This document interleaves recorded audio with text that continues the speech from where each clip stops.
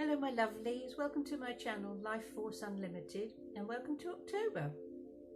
So here are some Ascension Oracle messages for you, for the collective. I've had a few strange encounters today, and so I'm sat quietly and meditated on things, and they seem to be part of the reading. So we'll start off with me having asked the universe, may I have a word please, and one has shown up. Certain other words have shown up as well, so we're almost getting a chapter together.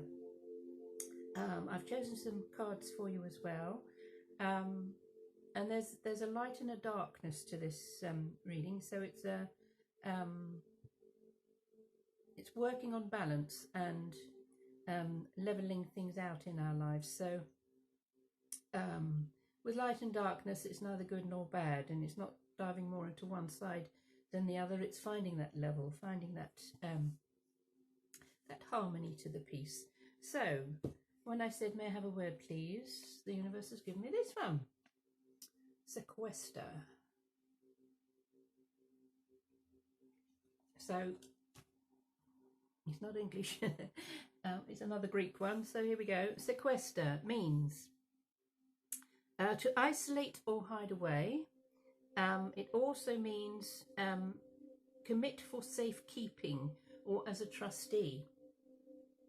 So when I asked what are we keeping safe, what are we trustees for, what have we been hiding away, it's the light within us. And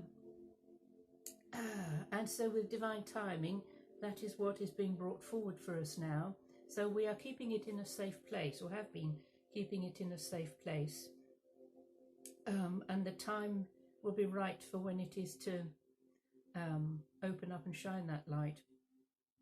And also the dark side of things that are going on at the moment. So what the media is broadcasting, and a lot of it is fear-mongering, it's scaremongering. It's trying to keep everybody held down in that fear-based ego stuff. So the energies of October is for us to not be caught in that trap, not to be caught in that illusion, which is trying to keep us bound to old rules or regulations, keeping our lights dimmed. For the time is coming for us really to blast the light out of us, just to let that light shine into all of the murky corners, into all of the shadows around us, and not to step back from it. It's almost like using the light as a laser beam to burn off all that negative energy. So I feel that for an awful lot of us who have been sequestering, hiding our light under a bushel, or as I've said in previous videos, dimmer switch, keeping it on a low flame, a low burn, the energy of this month is really bringing it forward, whacking up that dimmer switch, whacking up the that pilot light, and really letting your light shine. So if you've been fearful of speaking your truth, or having your say, or allowing the light around you to shine, this is about overcoming any fears you might have. Also, it being October, it's interesting. Octo is the Greek for 8, but it's the 10th month. So I looked it up, and October is the Roman 8th month. So in Roman times, they didn't have as many months because I think they worked on a moon calendar, and so it has been rejiggled for it to be the 10th month now, but actually it means 8. So we have two numbers going on here, the octo, the 8, and the 10 of the 10th month. So the 8, how I was shown it while I was meditating, was like this. Okay, so it's on its side, so it's a bit like the symbol of infinity, and how there's a never-ending cycle of things. So one thing seems to end as another begins, and it opens up into a new cycle of something. 8 is also to do with abundance and prosperity, the material satisfaction side of things. And the 10, the 10th month that we're in numerology, the 10 reduces back to 1. So you add the 1 and 0 together and it brings you back to 1. So it's a new beginning, a new start. In many religious belief systems, this is a new year. And also in the Celtic tradition, this is a new year as we're moving forward. And the 0 must not be discarded. That is very important as well. So that is a part of the 8. It is the void. It is no-thingness, where everything comes from and where everything goes to.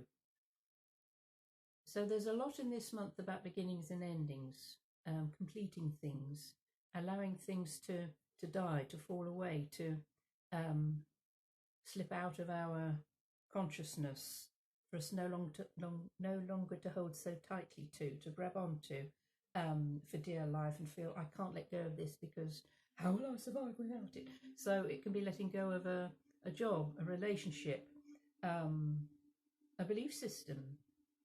So sometimes what we're brought up with, what our families have taught us, what our generational stuff has taught us, what we're taught on our grandmother's knees,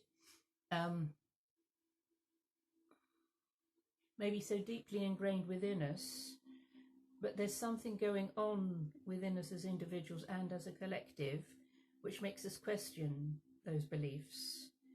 They may have suited the generations before us and our grandparents and their grandparents and their ancestors because that was the level, the vibration that they were at. But because there's so much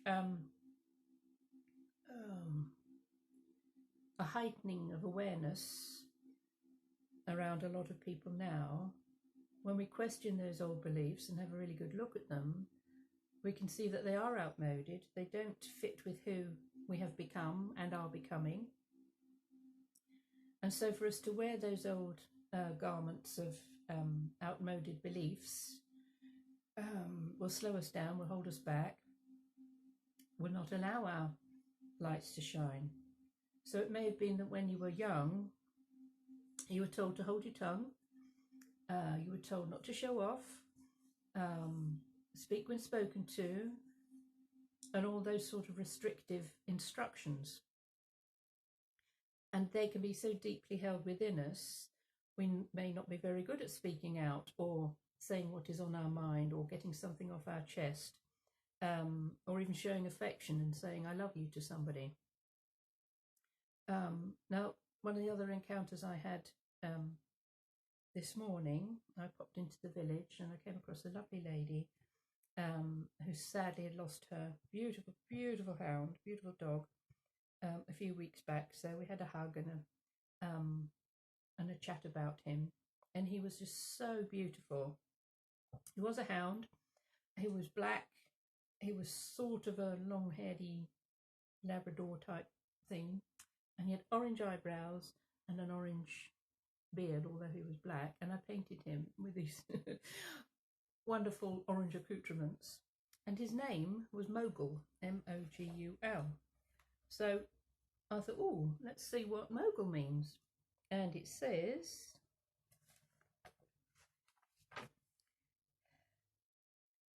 a member of the Muslim dynasty of Mongol origin, which ruled much of India in the 16th to 19th centuries, and the great Mogul Emperor of Delhi. It means an important or powerful person.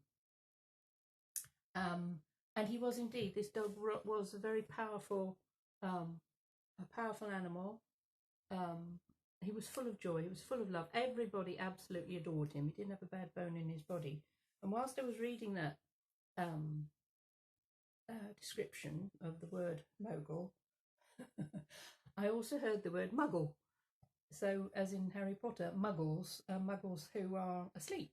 They're the people who are unawoken. They are those who are very deeply asleep, and maybe don't want to wake up and don't want to, aren't aware of the light within themselves. And so these were lovely little synchronicities for me to bump into certain people today, and just to be given a little message from the universe. And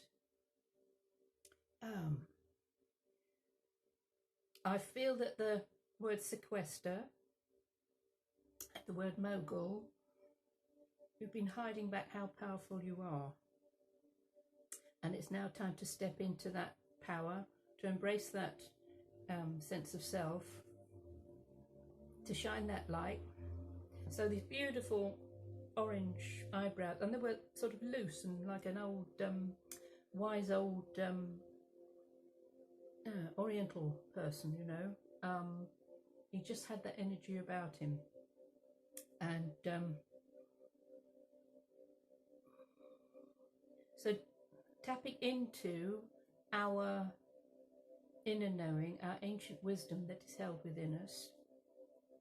Also, I'm being told about our, when we talk about the dimmer switch, there isn't just one. So within our very beings, we have sort of, in our skeleton, it's like a crystalline structure. So there are codes within our bodies, within our bones, within our DNA. And when we reach a certain point in the collective consciousness, it's like there's a collective switching, Christmas lights, switching on of the lights, you know, in Regent Street in London, you know, other places around the world, as they're leading up to Christmas. They usually have a celebrity come along and a bit of a countdown, and all the people gather round, and then they press the button and all the Christmas lights come on. So that's that's the message I've been given, the vision that I've been given, that there will be a collective, oh come on Amanda, a collective switching on of the lights within us. And so the other little encounter I had this morning, I walked along towards the beach, and just before I got there was a couple with two beautiful Staffordshire Terriers, and I said, oh, can I say hello to your Staffies? Because I always ask first, you know, instead of just rushing up to dirty greyhounds like that. And they said, yeah, of course. So I sat with them, and we had such a lovely chat, and the lady was a medium and a psychic, and she said she hadn't done anything about it for about 2 years, and she said, oh, I feel me meeting you, Amanda, as a message for me to do something about it again. Her husband was an artist, did pet portraits, and I thought, okay, yeah, I do too. And so the conversation was just totally delightful, and I found I had a message from them as well, on a very profound level. So maybe only 20-minute chat with these lovely people and their dogs was a wonderful exchange of energies, was a serendipitous meeting. If I'd left the house 5 minutes before or 5 minutes after, I would have missed him. And so I felt that was a really lovely gift the universe has given to me, knowing that I can be a catalyst for others, and others can be a catalyst for me. So when you have that antenna on full alert, the people that you come across. So firstly, with lovely Val having lost her beautiful doggy, and the words I felt I could share with her about him. That was the one thing. And then meeting someone else with dogs, because we always say hello to the dogs, was another gift for me. So that's why when I came home, I thought, right, I need to share this with you guys, to be aware that, just be aware, whoever you come across, whoever you meet up with, there's always an exchange of energy, whether it's negative or it's positive.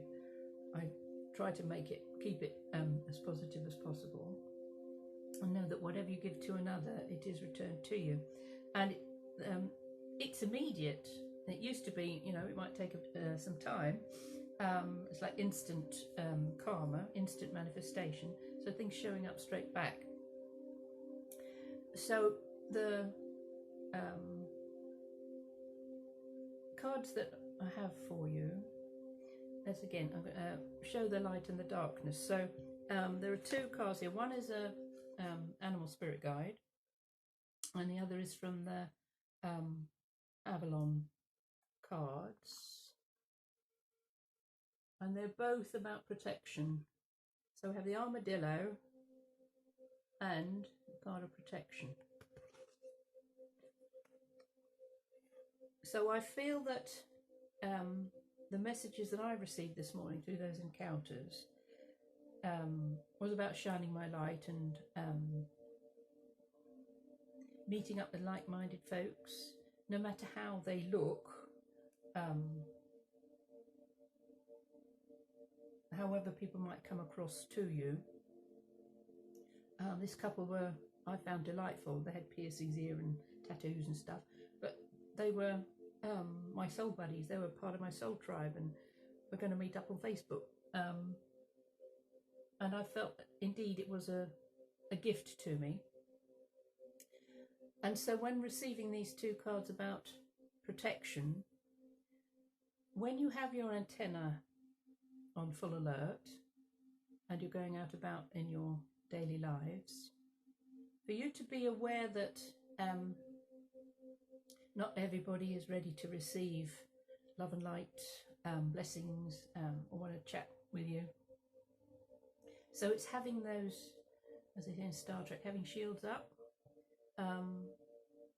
Not necessarily in a defensive way, but just to be aware of healthy boundaries, which we've spoken about before. Because when you are very bright and shiny, and maybe you're just waking up to seeing life in a rather different way, you can be like Tigger. You're bouncing around going bouncy, bouncy, bouncy, bouncy. Wonderful thing about Tigger's a wonderful thing. You go bouncy, bouncy, bouncy, bouncy. So you want to share your light and share all this weird and wonderful stuff with others, and you might find someone comes down and squishes you. Don't want to hear that. It's too weird, it's too scary, it's too in their face. They don't want to go there, they don't want to look at it. And that's fair enough, because, they're still fast as peeps. So with the armadillo energy, 28, number 28 adds up to 10. Again, new beginnings. And there's a little exercise you can do with armadillo, because he's a canny little beastie. We don't have them in the UK, apart from maybe in the zoo. But they have an armoured shell. So where they live, if they have any predators, they can just roll up into this ball, and it's very hard to prise them out of that. So the exercise you do with armadillo medicine is you draw a circle on a sheet of paper, and that is your boundary. That's your healthy boundary. And within that circle, you can draw or you can write everything that you will allow in your life. So you will allow certain friendships, you will allow certain situations into your life within that boundary. And then those things that are by invitation only, so say it's the mother-in-law, or it's that noisy bloke from down the street, you put it outside of the circle. So on an energetic level, you are saying what I will allow, what I won't allow. I will allow these things within the circle. I will allow the things outside of the circle by invitation only, and or I will not allow these things. So you can make another little list on it saying these things are not allowed. So You're voicing it, you are writing it, you're drawing it, you're painting it. You are energetically building a boundary in your life. You can stick it on the fridge. It is very useful to refer to if you've actually drawn it. This is a wonderful thing for kids to do as well. So say that if there's bullying at school, or if they're having difficulty with a teacher, or anything in their lives that they might be having a hard time with. And a lot of things have been flagged up recently because kids have gone back to school but to another class. Maybe they've gone up into another class, so there'll be new kids around them. And so it's them finding their place within that dynamic. So by getting them to draw their own circle boundary, and they can use whatever colours they like. If they can't spell yet, then just draw it. And if there's someone at school, things that just put the person's name outside of the circle. And if there's a nice teacher, they put the name inside the circle. And they, not just once, you can do it as many times as you like. And if they have it in their bedroom or near to them, they can keep referring to it. And it gives them a sense of empowerment. So they will be able to, when they wake up in the morning, see that drawing with the writing on it. So, yes, I feel good about today because I know I've got this protection around me. As I say, we don't have armadillos in the UK, so if you can use the actual little armadillo itself, but if they have another animal that they like, they can call upon that energy of that animal to protect them. I have one of my guides is a white lion. He's called Ingwabuma, and it means he who speaks wise words. And he's one of the white lions at Timbavart. You might have seen my painting of him. And he walks with me, so I've got this huge, enormous energy of a white lion, and he'll just show up from time to time, and he sort of leans into me. And I remember doing a little space clearing session for a young lad who was having difficulties. An energy that he'd encountered on holiday seemed to attach itself to him when he came home. And I said to him, well, what sort of animal do you feel would be really good to protect you? And he said, oh, a tiger. And strangely enough, I happened to take with me some tiger's eye crystals. And I said, well, here we are. This is like the eye of the tiger.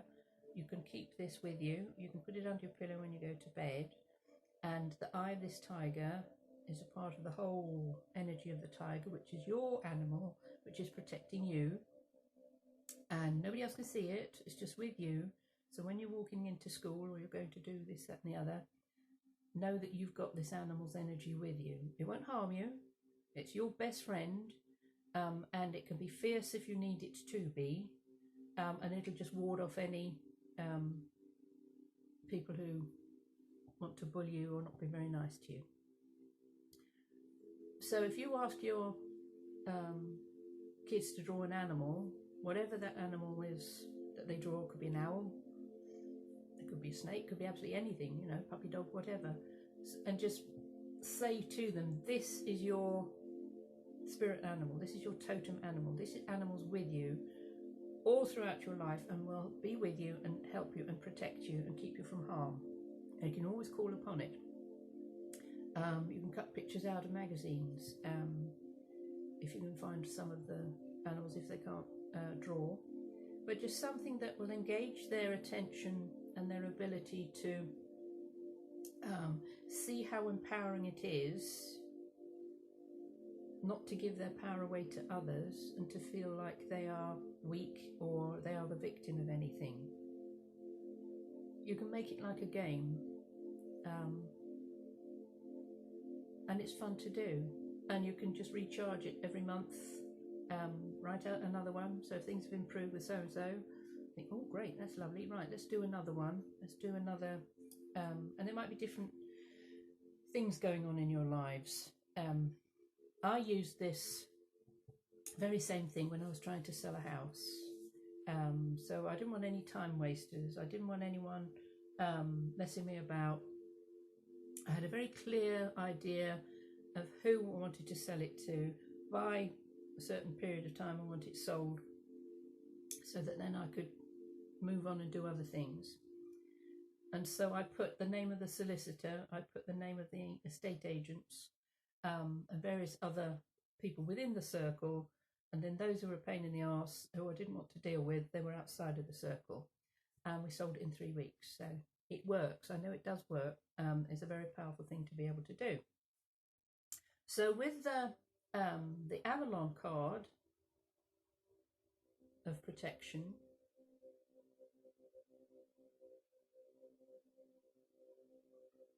this is, you see the symbol in the earth there. This is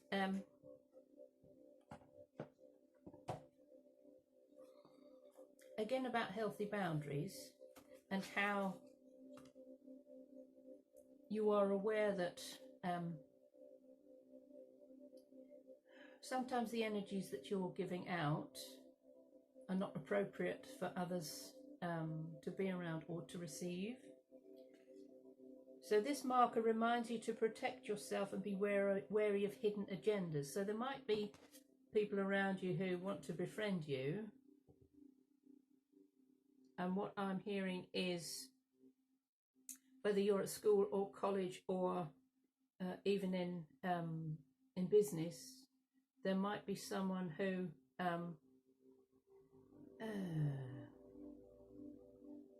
has another agenda. They might be trying to manipulate you to do something for them, because they're too blooming lazy to do it themselves. So it's a bit like getting someone to do your homework for you and they put their names on it, that sort of thing. Are you being too open? Perhaps you don't realize it, but you may find that you're a target for others, especially if you're very bright and shiny. But this isn't a time to dim your light. Rather, remember that a spiritual warrior or priestess would always learn how to camouflage him or herself and be armed against potential attack. This is about the right use of power rather than the use of force, the former coming from a place of highly calibrated integrity, the latter from a lower base of destructive energy. Remember to walk the higher ground, but wear a cloak for protection. Ask your guides and angels to protect you, for they will always come if they're asked, and be moderate in all you do. This isn't the place to take risks. This marker also lets you know that the subject of your inquiry cannot in any way hurt you as long as you ask for protection. The divine will give it. And so that's remembering that we do have angels, guardians and guides looking after us. So to call upon that protection. And so before I put my head on the pillow at night, I call upon Archangel Michael and El Mariah, who's an ascended master, to cleanse and shield my energy from anything untoward. So you might be unaware of what you've taken on during the day. So whether you've actually encountered people physically, and or you've been on the phone, and or emails, text messages, that sort of thing, it's still all energy, and you can still absorb it and take it in, especially if you're sensitive, especially if you're an empath. We do tend to be like sponges and absorb all sorts of energies. So to call upon the big dudes and say, please cleanse and shield my energy, so that you're just a clean slate before you place your head in the pillow and go to sleep. And also that protection is with you through the night as well. So if you should have any dreams or anything like that. So the little angel card to bring a bit of lightness is Humour. So we've got an angel and loads of balloons. So that's the ability to see the funny side of life, to be able to laugh at yourself, not take yourself too seriously. As I've found that a lot of people at the moment who are waking up, there's a great seriousness to it, and sharing all the symptoms now, how dreadful and awful and disabling it is. But there is another side to all of this, and it's that ability to laugh and to have fun and not take it all too seriously, to find that level, to find that balance of things. So then I chose self-mastery card, and two jumped out. So you have good wishes, yay, and determination. So again, that's a bit of a lighter energy for us to be dealing with through this month. So determination. As a master, I gather together my powers and capabilities. I consolidate my forces and focus my will. Automatically, my goal is achieved. So that's the sort of, you know, heavier sort of energies, and I'm determined, I'm going to master everything, my powers and my capabilities, I consolidate my forces. And then the other one is good wishes, yay. As a master, my heart is filled with recognition of the value of others. I feel I want them to do well and be successful. The success of others is really my success. Oh, and I found that so often in life, when you can praise another and say, oh, you know, well done, that's especially with kids, because that's where it all starts. You get that implanted approval or disapproval when you're little. So even if you can't decipher what it is they're drawing, you just, oh, isn't that wonderful? That's so beautiful. Tell me how you did that. And what is it again? Oh, of course, isn't that beautiful? So your heart is filled with recognition of the value of others, because everybody we encounter is a mirror. And if you don't value those encounters, then you're devaluing yourself. I had a request yesterday to go and do a pamper evening, and the lady said, oh, all you it won't cost you anything, just your time. And I said, and they were only going to charge £5 to each person for a treatment or a session. And I said, well, it's more than that. I said, you are not valuing those therapists and readers that you're asking to give their time, because we've all studied hard, we've all spent a lot of money, we've all spent years learning our trade, and you just want to give it away to others.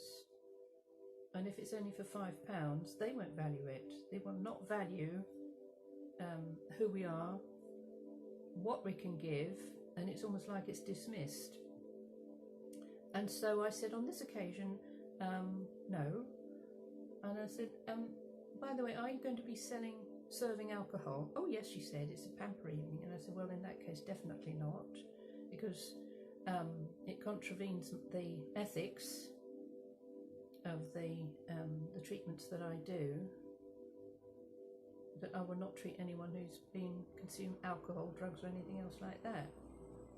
Oh, but it's just a bit of fun, says she. And I said, well, no, it isn't just a bit of fun.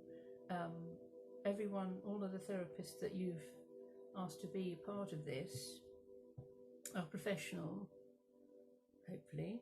And yes, they might be giving of their time for free, but if you don't value what it is they are giving, then there's no fair exchange of energy. So I sort of got on my soapbox with that one. So, but hopefully you'll understand where I'm coming from with that. So I thought we'd finish off with messages, healing with the angels cards. I haven't shuffled them, so I thought I'd leave these till the end. So we'll choose one from here. So sort of to sum up, ooh, one's jumped out, really good, is be aware of how powerful you truly are. Be aware that with this power comes responsibility, which actually means the ability to respond. So however people respond to you or react to you, some may not like where you're coming from. I actually had someone pin me in my kitchen not so very long ago. He was about 6'5", young man, and he said, "Oh, what you do is learn about and you're a charlatan, and you just take people's money for doing oh, I was seething, absolutely seething. And I said, so you're saying that 5,000 years of the study of the human body by the Orientals, a load of old crap then? Oh, and he went on and on and on. He wouldn't have it. He just would not have it. And in the end, I threw him out. And I was shaking. I was really, firstly with anger, and then with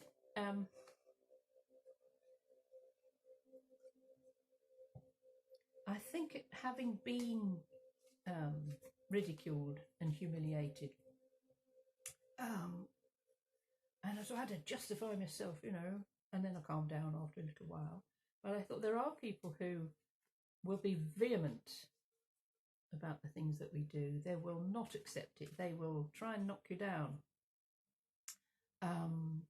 So this is about not putting yourself in a position where you attract that sort of thing. So heed the warning. You do have a dimmer switch. You do have a cloak of protection.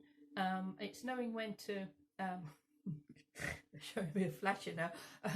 Not in that respect, but you know, when you've got this cloak of protection, you can open it up and let the light shine. But also conceal yourself when it is not appropriate to share your wisdom, your knowingness, your abilities with others. It's a hard lesson learned. You know, we want to be of service to others. We want to show that we can help others. But there are some people who do not wish to be helped, and you have to acknowledge that and move on. So, hold on a moment. Oh. Right, 2 cards jumped out of this is Healing with the Angels. So lots of 2s today. Yes, okay. So this is lovely, Truth and Integrity. And the other one is Blessings. So it's a lightness of being that's important.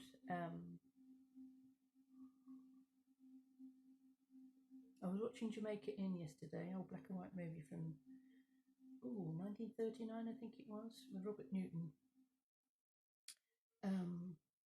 And there were shipwreckers. They deliberately wrecked ships off the coast of Cornwall, and they would hide. There were lanterns lit along the coast to warn the ships not getting too close to the rocks. And these shipwreckers would move them or dim the light so that the ships were actually wrecked.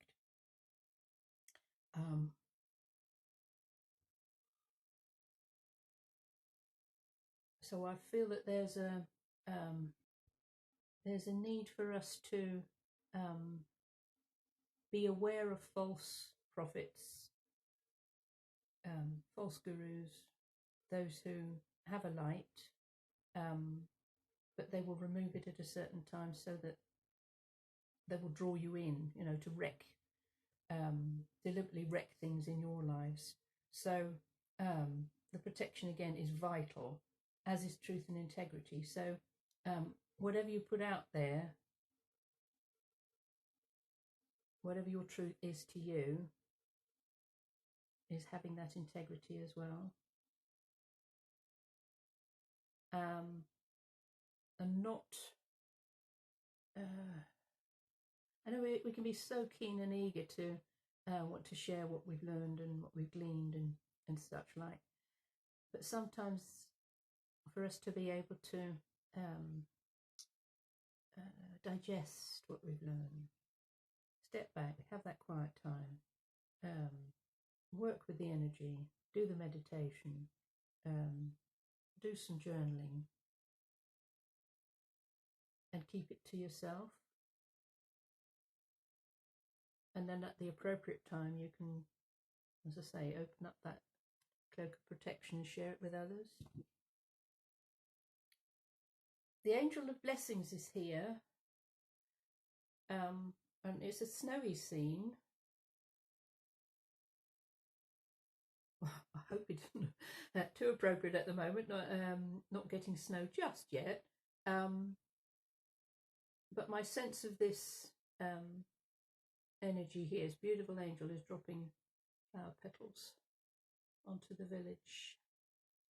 That as we move into the winter months, autumn and winter months, as things get a little bit chillier, a lot of blessings are going to come to light. So sometimes in the darkest of days, in the moments where we can't see clearly, where I'm hearing the phrase where all hope is lost, blessings will show up in the most unexpected of ways. Whereas I feel an awful lot of you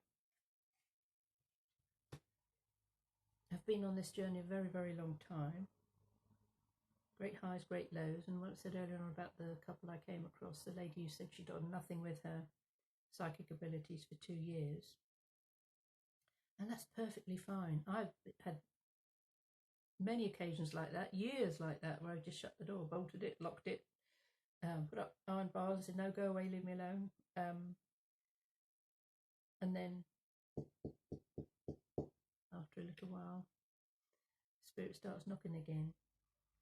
And sometimes we do have to withdraw. We do have to lick our wounds. We do have to replenish ourselves and our energies and not give so much of ourselves to others.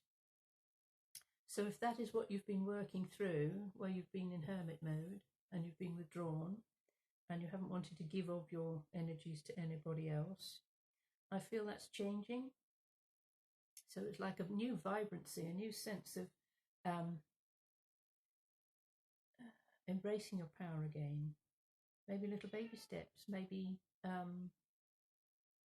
you don't want to literally throw yourself into the fray all in one go.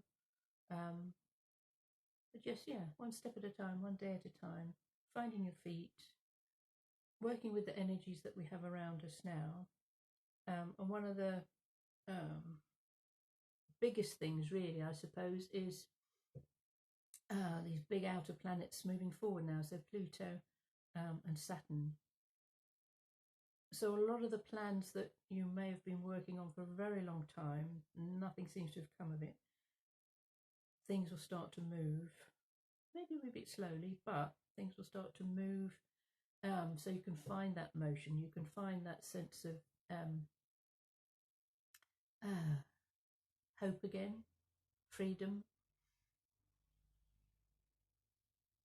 and you'll be able to shine your light onto your projects, onto your relationships, onto your life purpose. And you won't have to cloak yourself so much anymore, because you'll be drawing to you those of a like mind, like I did today. So I hope you've enjoyed these little messages.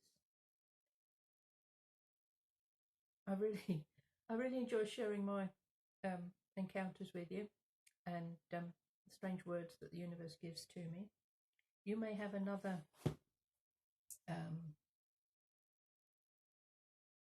interpretation.